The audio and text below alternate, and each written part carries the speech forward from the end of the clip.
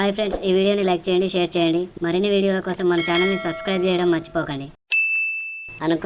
నేను అప్పుడే అనుకున్నా, నేను లేనప్పుడు మీరు మంచిగా ఆడి ఖచ్చితంగా గెలుస్తారని నేను ముందే అనుకున్నా. అది ప్రూవ్ చేయడానికే నేను ఈ మ్యాచ్లో ఆడలేదు. అనుకున్నదే జరిగింది.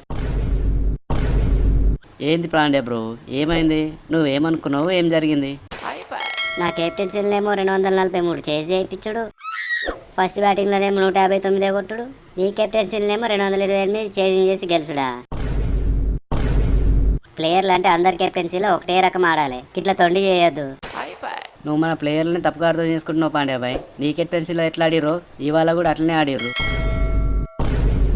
రికల్టన్ తమ్ముడు స్టార్టింగ్ నుంచి కూడా రన్నులు కొడుతుండు, ఈ మ్యాచ్లో కూడా కొట్టిండు.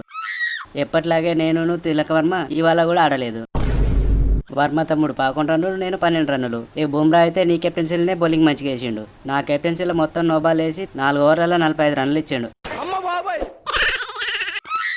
నీ కెప్టెన్సీలో మంచిగా వేసిన గజన్ఫర్ తమ్ముడు ఇవాళనే హాఫ్ సెంచరీ ఇచ్చిండు. ఏదో ఇన్ని రోజులు ఇంజురీతో బయట కూర్చున్న రోహిత్ అన్న వచ్చిండు. రికల్టన్తో మంచి పార్ట్నర్షిప్ చేసిండు కాబట్టి ఈ మ్యాచ్లో గెలిచినాం. ఆ మాత్రం దానికే డైమండ్స్ లాంటి మన టీం ప్లేయర్లని నువ్వు అనుమానిస్తావా? ఒకవేళ రోహిత్ అన్న రికల్టన్ పవర్ ప్లేని అవుట్ అయితే ఈ మ్యాచ్ గెలుస్తుంటే కరెక్టే సూర్యాబాయ్, అనవసరంగా నిన్ను అనుమానించిన. వారం రోజులు కష్టపడి ప్రాక్టీస్ చేసినా కూడా ఇంకో మ్యాచ్ ఓడిపోయినాం. ఏంది పూరన్ బాయ్ ఇది? మనం 10వ ప్లేస్కు ఫిక్స్ కావాల్సిందేనా? జస్ట్ 21 బాలల్లో 63 రన్నులు కొట్టినా,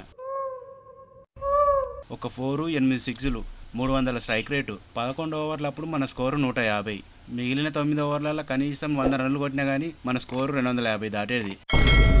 కానీ మీరేం చేసిర్రు? జస్ట్ 228 రన్నులు కొట్టారు. అంటే లాస్ట్ 9 ఓవర్లలో మీరు కొట్టింది 80 రన్నులు. ఇదేనా మీరు ఆడే పద్ధతి? కష్టపడి కొట్టిన సిక్స్లన్నీ వ్యర్థమైనవి. ఆడాలన్న మూడు, ఉత్సాహం అన్నీ పోతున్నాయి. అది కాదు పూరన్ బ్రో, ఇంతకుముందు జరిగిన 8 మ్యాచ్లల్లో ఒక్క ఇన్నింగ్స్ కూడా సరిగ్గా ఆడలేదు. 2-3 మ్యాచ్లు అయితే పర్సనల్గా నువ్వు చేయబట్టే ఓడిపోయినాం. దానికి అదేదో ప్రతి మ్యాచ్లో ఆడినట్టు మాట్లాడుతున్నావు.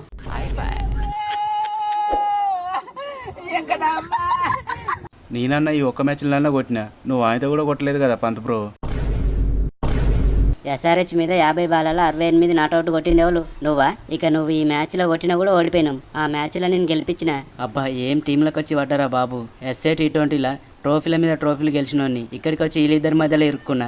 ఒకసారి ఓపెనింగ్ పంపిస్తారు, ఒకసారి 1 డౌన్, ఒకసారి 2 డౌన్, ఒకసారి ఫినిషింగ్. ఇంత దారుణంగా బ్యాటింగ్ పొజిషన్ మారుస్తారా ఎవరైనా? అది కాదు మక్రమ్ బ్రో, నీకున్న టాలెంట్కి నువ్వు ఎక్కడన్నా ఆడతావని.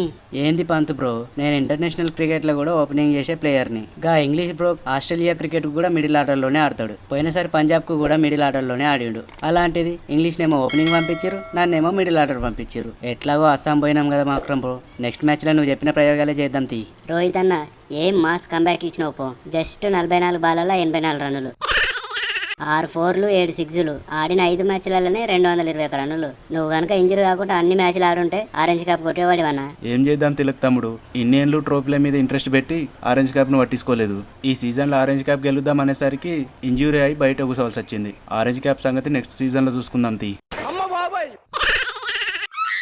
ఏం బ్యాటింగ్ చేసినావు రికల్టను? 32 బాలలో 83 రన్స్, 6 4లు, 8 సిక్స్లు, 250+ స్ట్రైక్ రేటు. మనిషి లెక్క కాదు, మానవ మృగం లెక్క బ్యాటింగ్ చేసినావు. లేకపోతే నేను ఆడిన 8 ఇన్నింగ్స్లనే 380 రన్స్ కొట్టిన, 190 స్ట్రైక్ రేట్తోనే. ఆయనతో 2 మ్యాచ్లు కూడా మీరు నన్ను డ్రాప్ చేసి ఉండకపోయింటే ఈ పాటికి ఆరెంజ్ కప్ గెలిచేటోని. నిన్ను డ్రాప్ చేసి పెద్ద తప్పు చేసినాం రికల్టను. నిన్ను టీంలో ఉంచుంటే ఇంకో మ్యాచ్ గెలుస్తుండే కావచ్చు. గెలవకుండే 2 మ్యాచ్లలో రికల్టన్ చేసి డికాక్ గాని పెట్టుకున్నాం. అందులో ఒక మ్యాచ్లో సెంచరీ కొట్టిండు, అయినా మనం ఓడిపోయినాం. అప్పుడు డికాక్ను పెట్టుకుంటే ఏంది, రికల్టన్ పెట్టుకుంటే ఏంది, మనం ఓడిపోయాడు పక్క.